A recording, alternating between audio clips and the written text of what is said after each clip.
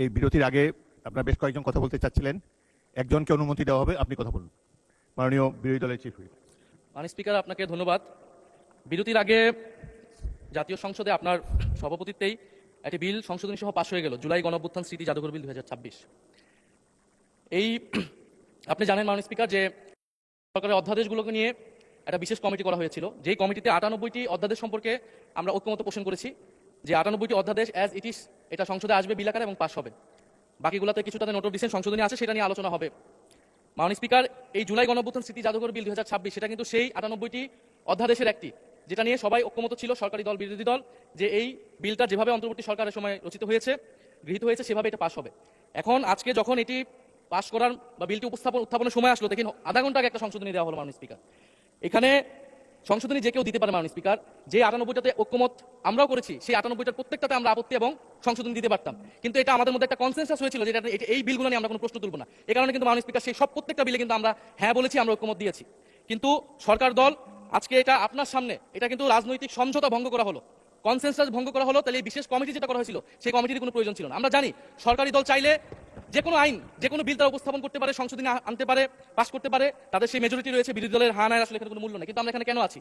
আমরা এখানে আছি যাতে আমাদের আপত্তি থাকলে জনস্বার্থের বিষয়ে আমরা কথা বলতে পারি। সেই কথা বলার সুযোগ যদি না দেওয়া হয়, এই বিলটি যেভাবে দিনে দুপুরে একটা ছল চাতুরি করে, একটা জোচ্চুরির মাধ্যমে এই বিলটি সংশোধনী সহ পাস করে নেওয়া হয়, মাননীয় স্পিকার, এটা আমরা প্রতিবাদ জানাচ্ছি।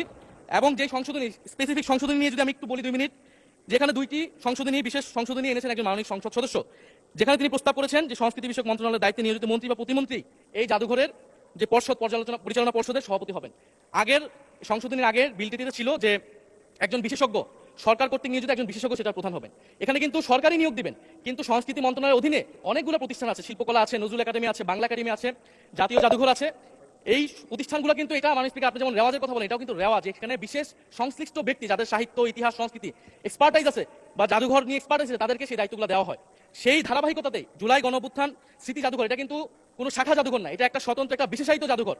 যেই জাদুঘরের গঠিত হওয়ার সময় সকল পক্ষের মতামত নেওয়া হয়েছে, যেই জাদুঘরের স্মৃতি কথাতেও সকল পক্ষের, পুরা আমাদের শুধু গণ অভ্যুত্থানের নয়, আমাদের গত 16 বছরের ফ্যাসিবাদ লড়াইয়ের স্মৃতিগুলো নেওয়া হয়েছে, সবকিছু সেখানে আছে। কিন্তু এখন যদি মন্ত্রীকে সেখানে বসানো হয়, প্রথমত এটা রেওয়াজ ভঙ্গ করা হয়, দ্বিতীয়ত এটা যে আমরা যে সরকারের, বর্তমান সরকারের প্রবণতা দেখছি বাংলাদেশের সকল প্রতিষ্ঠানকে দলীয়করণ করা, সেটার একটা ধারাবাহিকতা মাননীয় স্পিকার।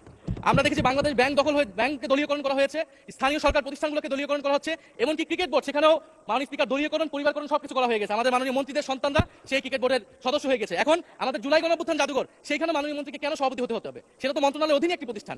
আর দ্বিতীয় যে সংশোধনী, যে সরকার চাইলে যে কাউকে বাদ দিয়ে দিতে পারবে। এখন জুলাই গণঅভ্যুত্থান আমরা সকলে এক বাক্যে স্বীকার করি, এটা সকল পক্ষের, ফ্যাসিবাদ বিরোধী সকল পক্ষের একটা অংশীদারিত্ব সেখানে আছে। এই জাদুঘর পরিচালনা করার ক্ষেত্রে, যে কোনো গুরুত্বপূর্ণ সিদ্ধান্তের ক্ষেত্রে এই জিনিসটা মানা উচিত, সকলের সেই কনসেনসাস থাকা উচিত। এখন সরকার সম্পূর্ণভাবে এটার নিয়ন্ত্রণে নেওয়ার চেষ্টা করা হচ্ছে, নিয়ে যাচ্ছে এই বিল পাসের মাধ্যমে।